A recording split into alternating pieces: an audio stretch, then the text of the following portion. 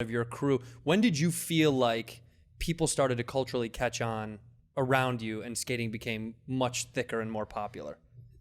It was around my senior year of high school. Because then really took... like that was the wave in the 80s though, so it's hard to compare it now or to the wave in the early 2000s because it was on a whole different level right at that time. But in the 80s, suddenly I was making pretty good money. People would know my name. They wouldn't necessarily be able to pick me out of a crowd, but they knew who that there's this skater, Tony Hawk, that's successful.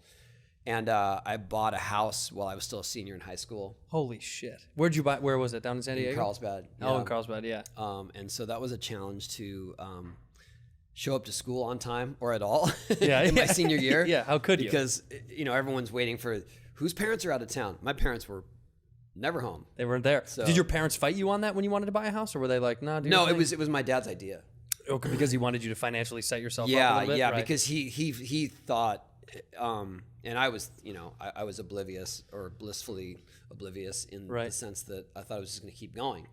And he saw that maybe this will be short-lived and you better put your money away, which was way smarter, obviously. But turns out... Well, he was right, though, because I had a few good years and then everything just dropped.